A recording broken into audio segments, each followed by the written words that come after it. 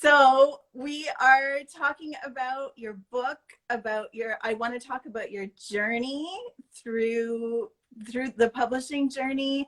And I really just want it to be kind of like an easy back and forth. I have not prepared any questions for you. Like I Perfect. just like a nice conversation about writing and publishing. So I want to start with how was the seed planted in you to get your work out there? Like what made you take that first step to pursue your writing? Okay, so it was one of these things that I was feeling some sort of unrest. And so I started a blog. I just, it's just one of those things. You have these little things kind of lingering in the undertones, and you just kind of have to give it some space. So I started a blog. As a therapist, we never really we want to leave the world with our words as best we could. And so I put as much as I could into my blog, all the different kind of expertise that I could anyway, but I was feeling like there was more information that didn't quite belong there. And so that kind of unrest, as they say, just kind of keep going with it. And so you and I have a mutual friend, and who is published and a little more versed in this industry than I am. So I pretty much said, "Hey, what advice do you have?" And so she connected me. And so it was really one of these. I didn't know what I was getting myself into. I didn't know that it would actually lead to something and it would finish. Mm-hmm. I certainly didn't expect it to finish as quick as it did. And I think what really, really helped me, and I highly recommend this to other people, is if you're feeling that there's some kind of unsatisfied thing, like you just feel like somebody give me a microphone, somebody give me anything where I have a message to say, is that sit down with a mentor. Allow, it opens up space for conversation about something. It's Sure. been well worth my time, well worth the investment, and it didn't even cost that much. How did that process change your approach? Because I think my understanding is that when you first came to me, you had almost a totally different book in your head. And then through our progress together and our conversation and me kind of putting some pressure on you and pushing you a little bit, something totally different came out. So what kind of like, how did you navigate that? How did you kind of land where you did? What was that like? So, well, I think it was a lot like I kept thinking of your Hemingway quote on your Mm-hmm. website there Yeah. that says there is nothing to, what is it? There is nothing There's to nothing to writing. writing. All you It's do is sit down at the typewriter and bleed. what happened is I did exactly that. Mm-hmm. And I listened, and this required quite a bit of openness on my part Yes. to Yeah. accept your words. Mm-hmm. I was ready to basically write a bullshit book. Yes. Not so much that it would be bullshit, but it would just be something that I couldn't see anybody really wanting to read it. Mm-hmm. I didn't want to read it. I didn't want like the stuff nothing felt authentic until I started to tell my story. Mm-hmm. And so it was kind of that process of, well, I need to commit to what this is going to be. And I remember I remember the moment when I gave you my table of contents. You look at it and you said, okay, so I'm going to tell my story, and then I'm going to talk about kind of how it applies to like theory and clinical practice and all of that wonderful stuff. And remember Yeah. the look on your face, you were so polite, and you just kind of said, are you married to this outline? Like, I said, well, and your advice is just sit and write and write and write and see what happens. Mm-hmm. And so Mm-hmm. I simply trusted all that. I just Right. let that do its thing. Just tell your story. But holy vulnerability overload. Sure. Sure. Yeah, like I kept saying, okay, I'm gonna be okay because Alana's gonna edit this. She's going to Mhm. edit it and make sure it doesn't turn into this, I don't know, soap opera kind of thing. Like, and I kept saying, is there even a market for this? I remember asking you, and one of your Mhm. words said, if it's authentic and it's genuine, there's always a market for that. Because I didn't Yeah. want to go through all of this only to say, my intent was to help people with it, not just Yeah. doing my own thing and writing, but there was a purpose to this book. And if you put your focus on that one person that your story is going to help, and you write for that one, Yeah, you really end up writing for the masses, right? But if you focus on that one and you target the one that needs your message, you're going to yeah. do so much more good than if you write what you think you're supposed to write. Well, and it just gets down to who do you want to be, Sure. I think. And wherever you look at these, what is my life purpose, and what do you want to be remembered for? Mm-hmm. Sort of, we're Yeah. we're all doing everything that we're doing is to add meaning, Mm-hmm. to connect with other people, to do Yeah. something meaningful that will be of use to others. Mm-hmm. No matter how selfless and selfish we are, our intention is always to be in support of the greater good. And Mm-hmm. and so to me, it just felt right to do all that, Mm-hmm. even if it was exhausting. Sure. Sure. Yeah. And it was really a condensed process, right? Like, I think when you first came to me, you were talking like a year or more down the road, we're going to be finally getting this thing together. But you kind of went in with this drive and like just crazy passion, and like I was giving you deadlines and you were meeting them. And even though you were Well, complaining along the way. and I think it's one of those that this story probably could have been written much earlier, maybe 2 or 3 years earlier. I think Yeah. that's how ready it was. Yeah. But I mean, as far as I'm concerned, these things happen for a reason. And maybe I wasn't quite as at peace with Absolutely. everything, and I couldn't quite put it to words, or I would have done Yeah. this, Yeah. Or even found you. getting over that hurdle of, I need to write this clinical, really academic, um, heavy kind of manual almost, like setting that aside and just embracing your own story and your own journey, and how that actually can do a lot of good to the normal, not normal, the regular reader, right? Who doesn't have a brain maybe for some of that academia. um, I think waiting until you were ready was a gift that you're giving the world. So I think, yeah, there's real value in listening to your own process and your own journey and your own timing, because if you force something, it reads as forced, Yes, and it really does no good. yes. Yeah. Um, and it's also about the books that I have read, even the books I've learned a lot from, Mm-hmm. I found them almost painful to get through because they were Mm-hmm. so kind of clinical and Yeah. almost formulaic in the way that, and the worst, and all respect for everybody who has done a lot of work to change, Mm-hmm.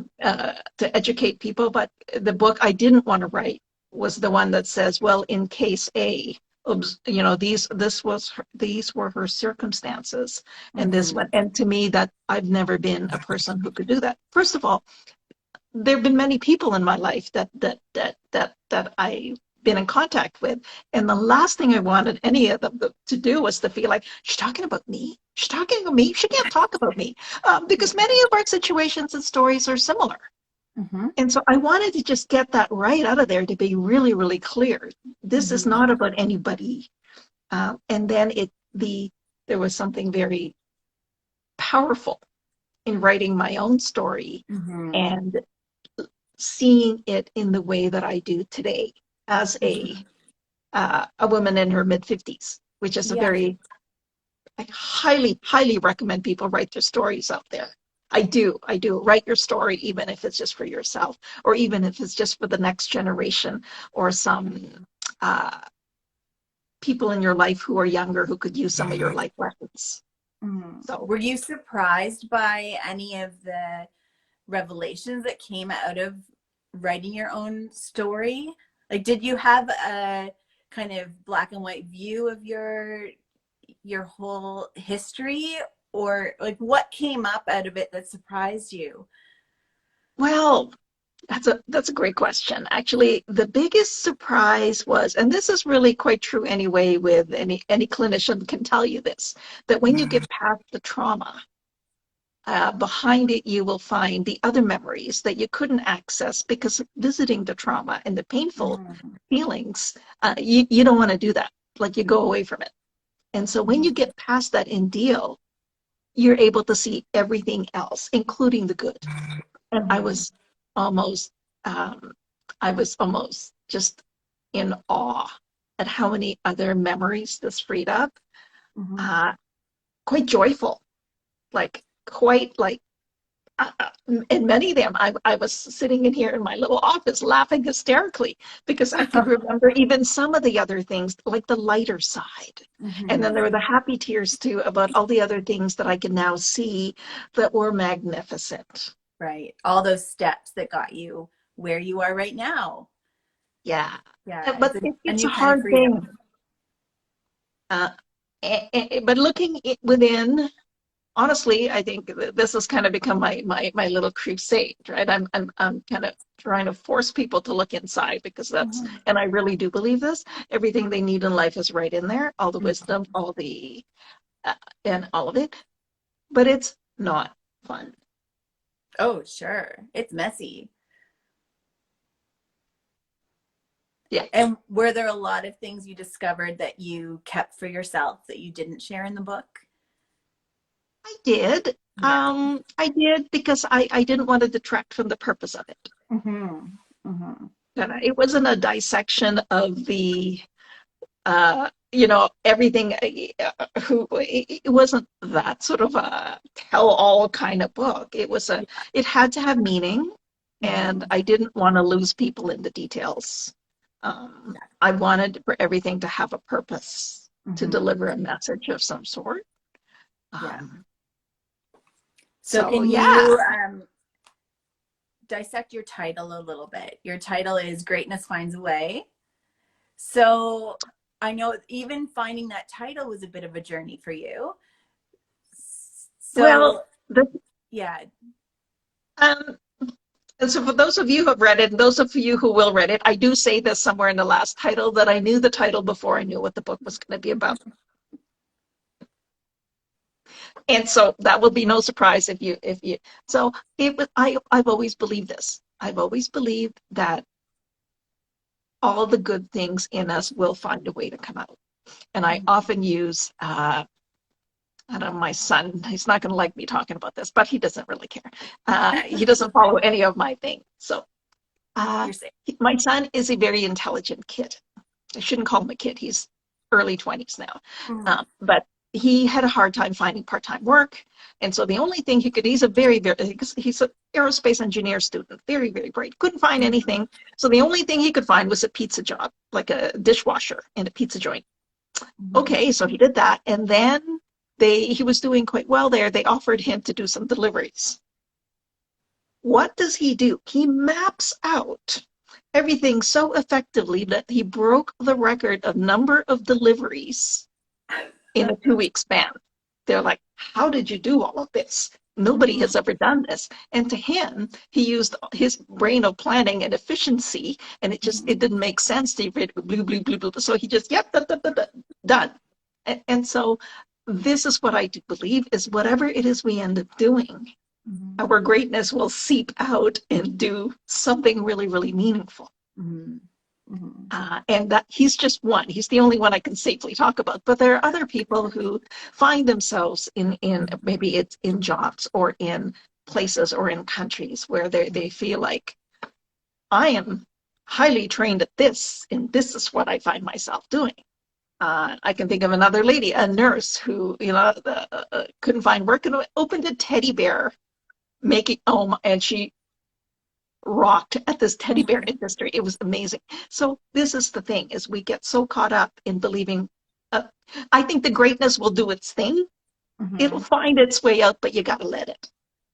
Sure, you have to be open to that, and yeah, Yeah. and that's the message of your whole book. One way or another. Yeah. Whatever it is you do, wherever you are in life, wherever you find yourself, there is, I do, and I really do believe this, greatness exists in all of us. Mm-hmm. And we don't always know in what form it's going to come out. And many times it has nothing to do with what we do for a living. Mm-hmm. Mm-hmm. Have you had readers reach out to you with their own stories? You don't have to share their stories No, no, if they're no, private, but absolutely. yeah. It's not actually uncommon for me to, oh, look, check my messages, and they would be a thing. And I remember my husband saying, "Don't do that. Somebody read my book," and he said, "Oh, okay." So it would be a long kind of thing about, which I Yeah. absolutely love, and I've always invited people to give me some feedback and tell me Mm-hmm. if there was anything about it that resonated with them.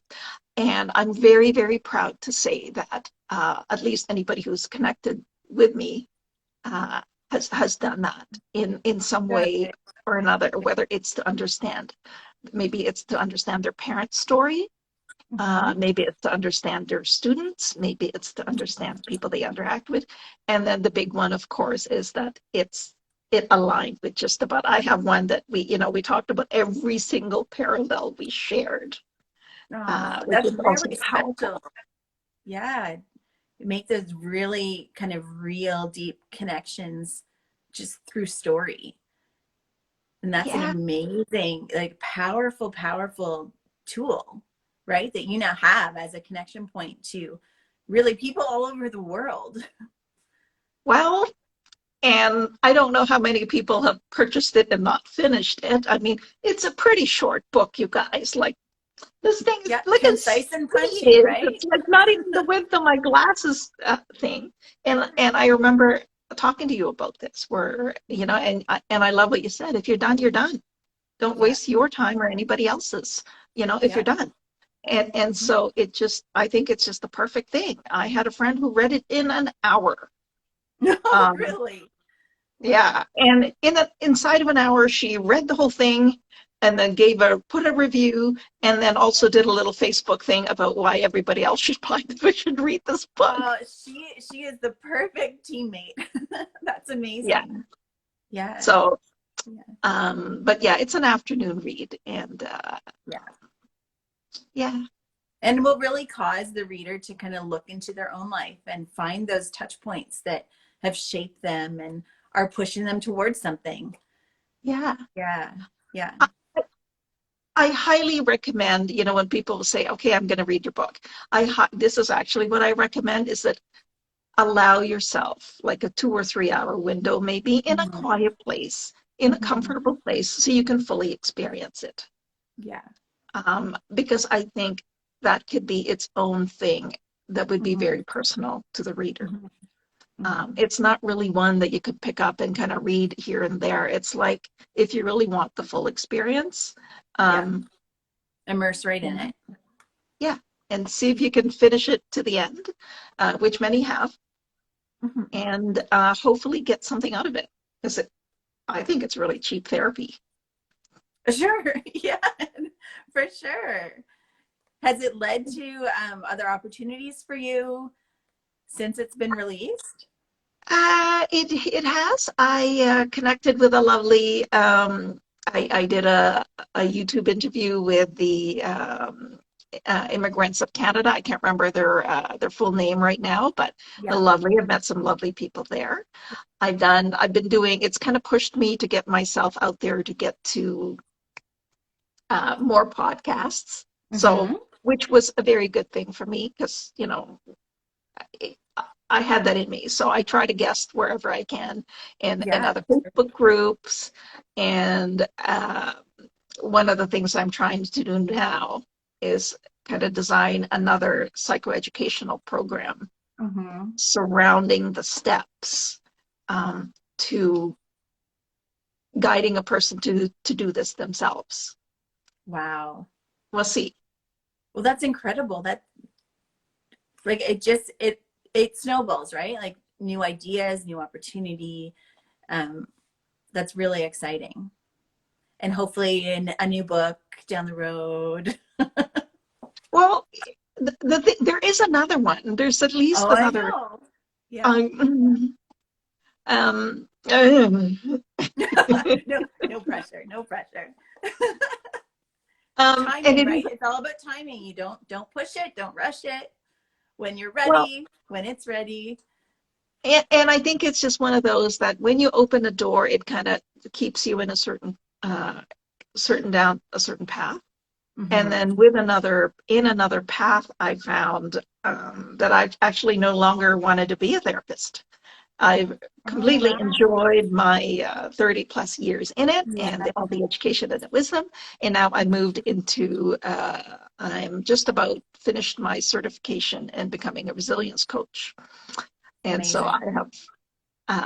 I have discontinued my license to therapy to be a Mm-hmm. therapist. So Mm-hmm. it's still in effect, I think, until the middle of July, because that's how long the process takes. But Mm-hmm. it snowballed a bit more and more about who do I really want to be? Yeah. Wow. What am I? That's good for you. Those are brave steps. That's courageous to really Very. admit who you want to be, what you want to do with your life, and change direction. Yeah, Incredible. I'm still in the half terrified Oh, out of my sure. wits stage, Yeah. We're but it all a little feels, bit scared all the time. That's okay. yeah. So, I, my advice to anybody is if it follow Mm-hmm. whatever it is, Mm-hmm. especially the bumpy roads. I know I sound a lot like a cliche right now or a fortune cookie saying, but it's so true. If you don't, You'll regret it, right? Yeah. ah, Take that's what's the in worst front of kind you. of life, I think, is the one would regret. Yeah. Yeah.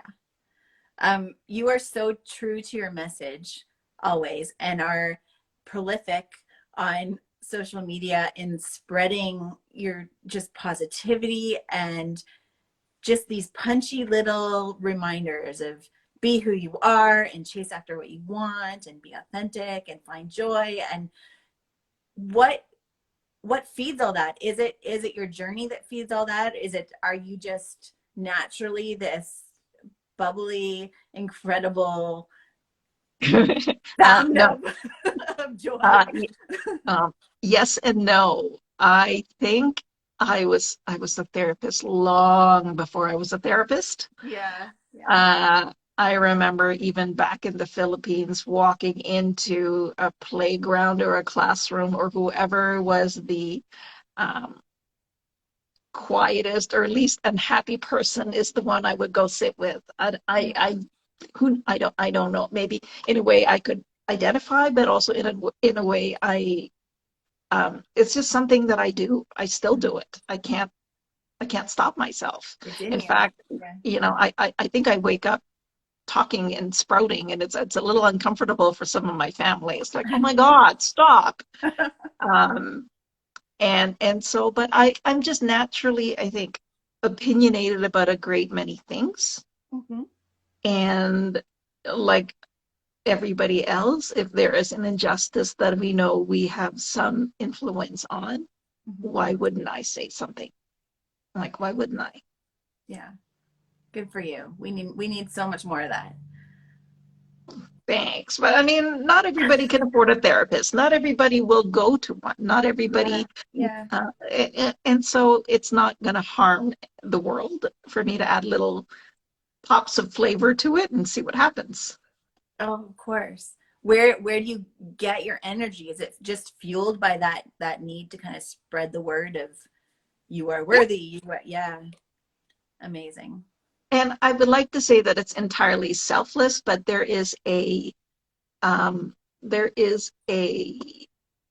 of like a coming together for me when I get the exact message I'm trying to deliver. Mm-hmm. Because it's not always the first take is never, no, it's not what I wanted to say. What did I want to say? Yeah. Um, so yeah, it's just one of those like it's healing to speak. It's healing Mm-hmm. to connect our words with a voice. Yeah. Um, so yeah, Mm-hmm.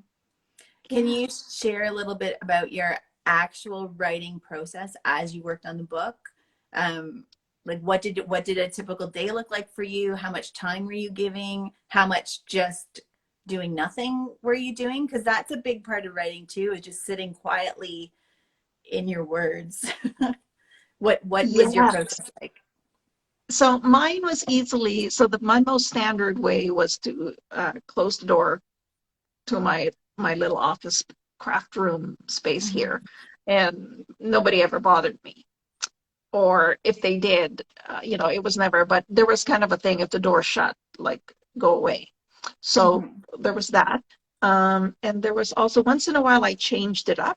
Like when I was really really stuck, I would take my laptop and I would take it to another environment, and I Mm-hmm. it was in the middle of COVID, so there was no like I'm going to go to Starbucks and do this. It was Yeah. mostly I'm going to be in the living room, I'm going to be in the bedroom, I'm going to be on the floor, like Mm-hmm. that sort of thing. But the biggest thing was just to commit and to say, surely I can finish this chapter, Mm-hmm. or surely I could finish this story.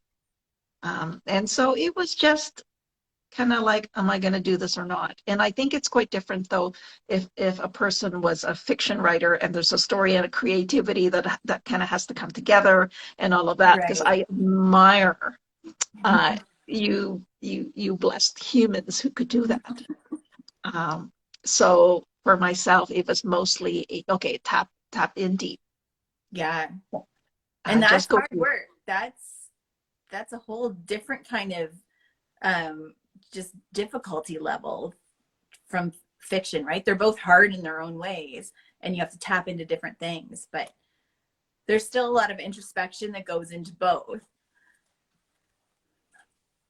I can imagine. I can only Yeah. imagine sort of Yeah. the travels of the other kind. Would you Um, ever would you ever step into that world and try your hand at fiction? Elena, to be honest, I tried. It was terrible. Oh my God, Oh, it was awful. It was awful. well now you know. Now you know. I said, don't try to be something you're not. Yeah, that's a good lesson, but it's great that you tried. Yeah, it was. I Yeah. did. I thought, wouldn't it be cool if I could? No, it was a hard no. Full stop. No, Yeah, not happening. All right. yeah. I'm really glad I did. Um, it's been very good for even for my family. Can you imagine? You read that book. Can you imagine Mhm. my son? Like it took my other son a long time to actually read it because he'd been Yeah. so busy and all of that. So when he finally did read it, it was like it was only a few months ago. It was quite the Really? oh my God. Like Yeah. they're learning things about you. Yeah. When I was writing it, he had said, I'm going to read this, right? Mhm. Yeah, I'm writing it so anybody can read it. Yeah. So anyway, Yeah.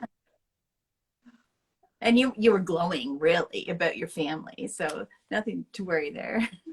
well, the good and the bad and the ugly. Yeah. And that's the world. That's life, right? Yeah. That makes it an authentic story. Yeah. Mhm. That it was. Um, Yes.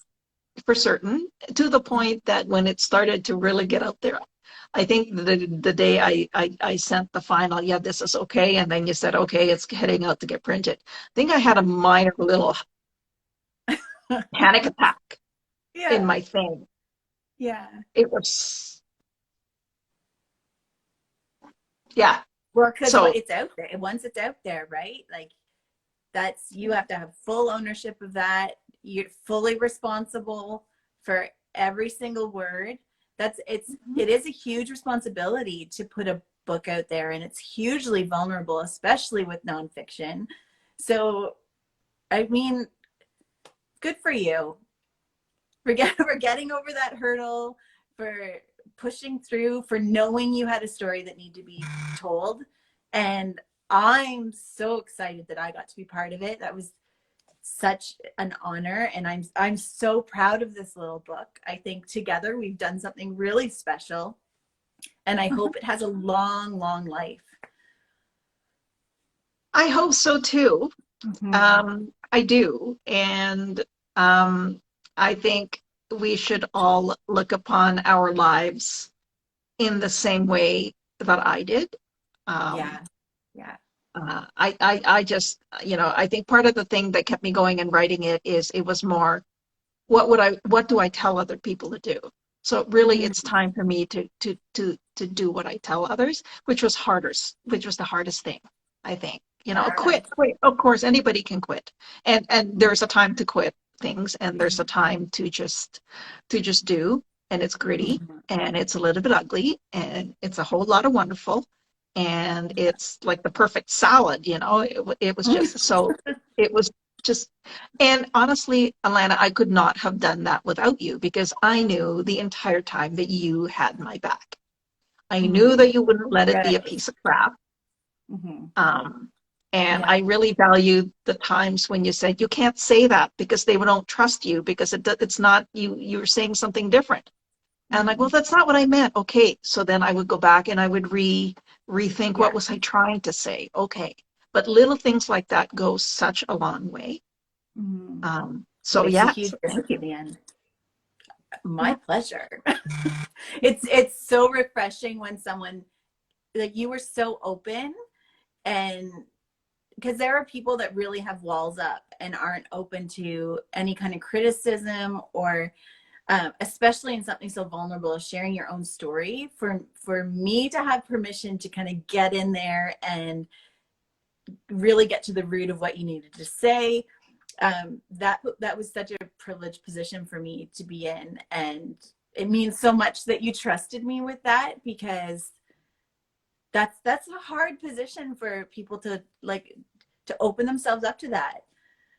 So thank you for being a joy to work with, and for being so real, like, because you didn't hold back when you were struggling, or when a part was really upsetting you, or like that. It was a really an easy back and forth. So I mean, I would like everyone I work with to be like you. Just be a little bit more like Elena. Well, So thank send you. them my way. Send them Yeah, my way first, and you send them my. I'll sit down and have a chat and let them know it's possible if they actually let it happen. So, Yeah, just to be open. I think that's the biggest lesson in all of this is, yeah, be open to the people that are trying to help, and that will help get your message out. and openness is it's a big, the lack of openness is a Mm-hmm. huge issue for the general public, Sure. for everybody. It's even in Yeah. my own house. I love them all, but Mm-hmm. and among everybody else, being open is quite scary. Yes. So, Yes. Yeah. Well, it has been a joy, and I hope that we have many opportunities down the road to cross paths, to work together in whatever capacity that is. I'm excited for it, for whatever the future has for the two of us. Um, me too. yeah, because I think what we've really established is a, a beautiful working relationship that can just go forever. So thank you. And Thank you. thank you for meeting with me today and chatting and sharing about your book and your heart and your purpose on this world. And I it's such an honor to be part of it, and navigating all these technical difficulties. Like, you just do it with grace, and so thank you. Oh, you are most welcome. I mean, why wouldn't we? I mean, there's always a way. There's always a Yeah, way. So, push through. yeah, Yeah. heck shit is not going to stop us. So, That's right. That's right. All right. Well, loved this, thank you. and we'll talk again really soon. Yeah. Okay. Thank you. Thank you. All right. See you later. Bye bye.